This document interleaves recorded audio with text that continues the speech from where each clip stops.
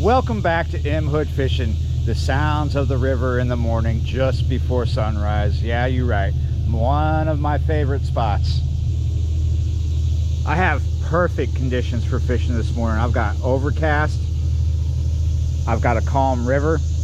However, the one thing I'm lacking is a lot of current coming in here. As you can see, there's almost no water here, right? It's because low tide, but that's going to change eventually.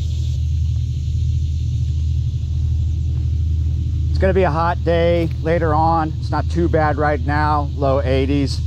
We got good top water conditions. Let's see if we can make that happen. This is a baby torpedo that I'm throwing. No joy with the top water. Before I just put a sabiki on, I want to try this sumo spoon. This spot can be magic when there's current, strong current going in or out. Out is pretty good. So I am going to fish for cats. I'm going to put baits on the bottom eventually. I'm already getting alligators coming in. They're not going to bother me.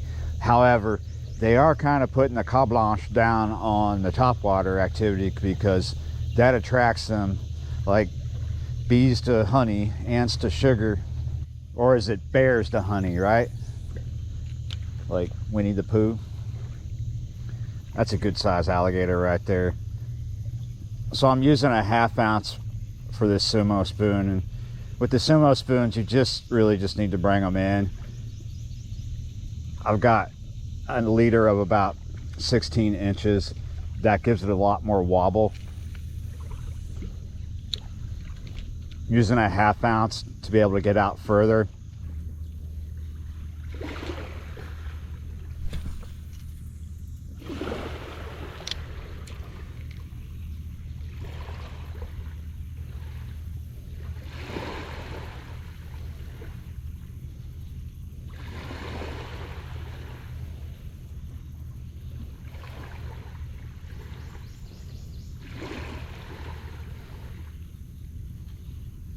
Oh, here we go. Gotcha. Finally on the sumo spoon. A nice skipjack too. It took a little bit of time, not too much, maybe 20 minutes or more. All right, here we go. The rig is a fairly standard rig for me. It's a slip rig. We're using 4 ounces of lead, 80-pound braid, 50-pound mono is the leader, an 8/0 octopus is the hook. Got a fairly good sized piece of fresh skipjack there. All those scales are just going to come off when it hits the water. As the morning ticks on, there's more and more activity going on. Something was just right there, right off this line here. What I really want to see is the tide start to move. As long as we have current, strong current coming through that channel, it'll be interesting right in front of the mouth. However, at the moment I'm having to throw the sumo spoon really far out because that's where the bait is, but it's coming closer and closer. We're going to try and get this bait as far out as I can.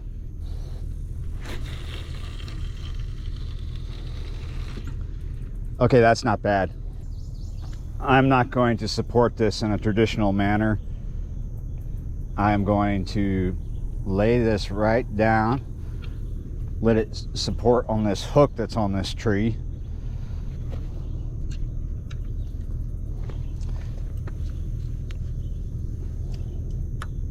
Engage my bait runner. I have that kind of tight, not too tight. What's going to happen is when I get a fish, he should be able to take line, but he's going to have some resistance, and the rod at first is going to hit that eye. There's the hook and a nail right here. Doing this rod this way so I have a little more room to work right in here.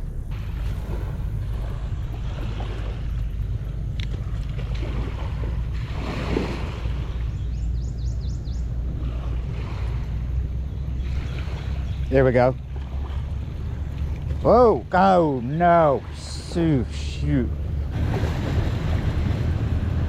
I do have a sabiki on the other rod back there behind me, and sometimes that is the most productive way to get skipjack and white bass, but under these conditions, they're a little further out.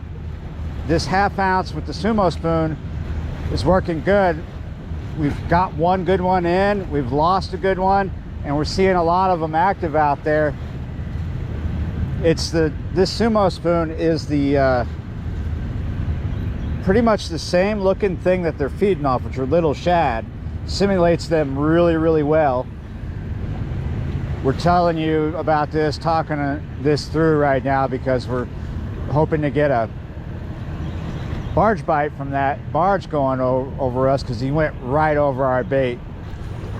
But yeah, starting to see more stuff going on closer in. It's just a lot of activity from skipjack further out still.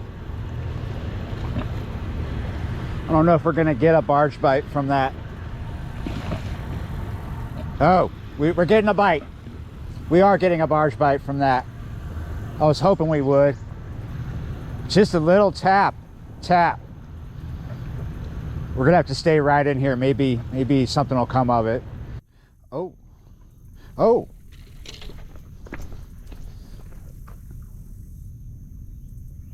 That first bite didn't come of anything. A few minutes passed. Now it's back. Getting another bite. Gonna have to change the bait. Just lost that big body piece.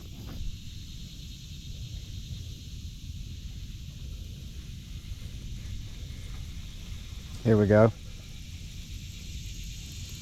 Huh, look at this. What do I have here? It is not my line, I don't think. But very interesting. This is mono. Somebody cut their line. Don't do that. So I brought in the business end with the hook and the lead. What's on the other end? The fisherman or the rod? This is probably line that got washed down from one place and I caught it here. What a waste of line. And any kind of creature, fish, mammal, you name it, could get wrapped in this. Birds and whatnot get all cut up and possibly end up dying. But look how much line was wasted. Okay, there's all the line. Got one of those swivels. That's probably an eagle claw swivel. I find rigs like this out here all the time, stuck in trees or laying on the ground, or like this scenario, kind of like a dropper loop sort of. Here's the leader coming off the line. It's always a hook like that, and then it's always one of those and one of those, over and over. I bring home lead like this here. Okay, is this a hookup?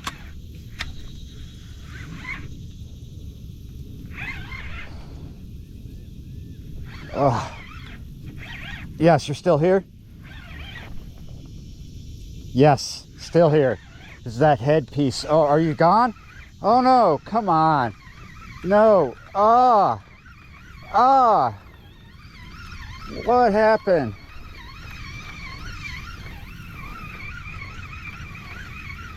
Nah, trash. Still have the headpiece though. I'm gonna put this night crawler just right out in front of me. Not very far. Really close.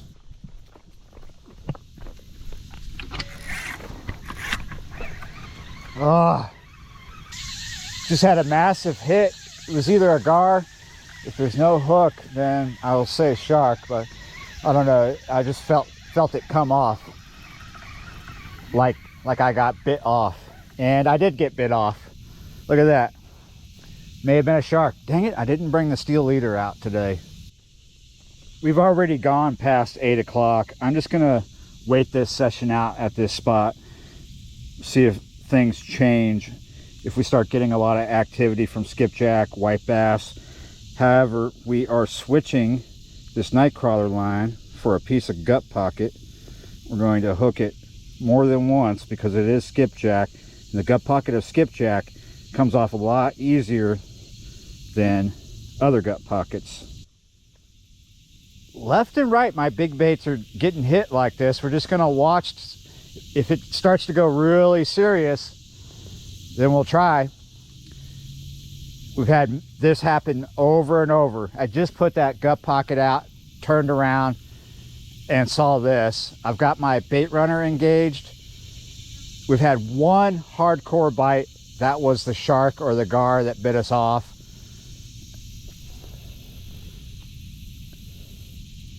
We're just gonna watch. We're gonna see. Okay. We might have a hook up here. We'll disengage. Pick up the rod.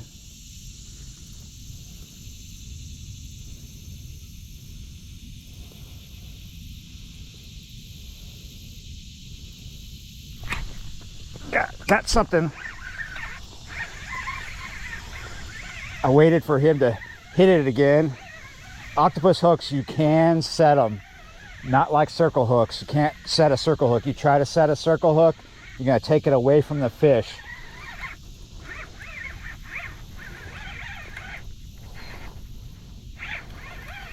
I feel really tight head shakes. That is a big sign of that we have a gaff top here. It's better than nothing. I wonder what bit me off. Could have been a shark, could have been a gar. It bit me off really high up the leader, so he had that bait deep in his mouth.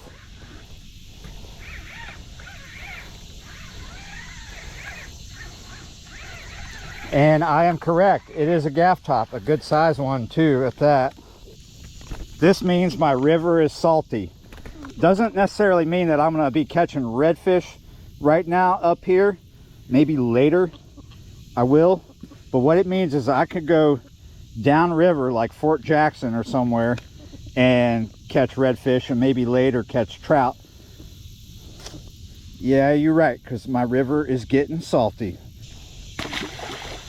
Down to the older skipjack from not yesterday, but the day before.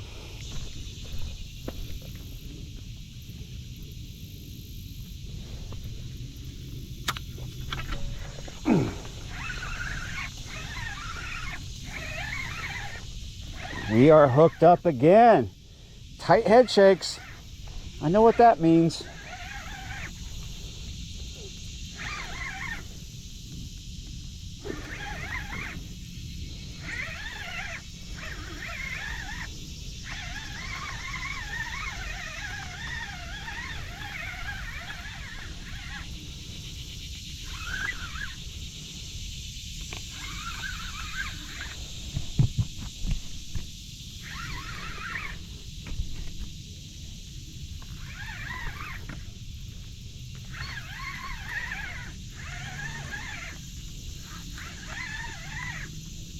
I know it's just a gaff top, but it is a fun fight, even on 80-pound braid.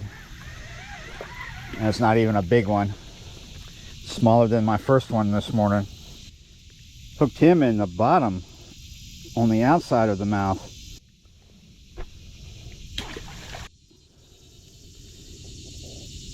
This is kind of interesting. I don't know what this is. Looks a lot like human hair. Anybody's guess. Anybody's guess. Probably from rope, but man, sometimes you pull stuff like this up, these kind of fibers off your line, and you go, is that human hair? I mean, it's not outside the realm of possibility, right? But yeah, feels a little too coarse to be human hair, but man, it looks like it.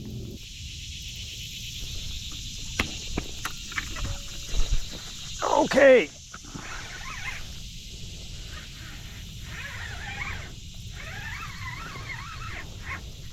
Ah, dang. Ah, did it just happen again? It felt like it. Oh.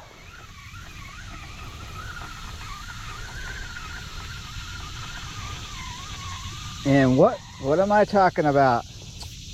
Again, the whole leader got engulfed and bit off. Yep. That didn't feel like a gar. That felt like a small bull shark pup. Well, this session was kind of crazy. It just wasn't the crazy that I wanted, the crazy that I expected. It was the unexpected crazy. Yeah, tomorrow we're starting a new chapter. It's called Steel Eaters. Don't leave home without them. Yeah, you're right. So, bull shark, yeah, definitely back. I think that's what was up today. Got sharked twice. Yeah, you're right. All right, guys, thanks for watching, liking, sharing, and subscribing, and I will see you next time.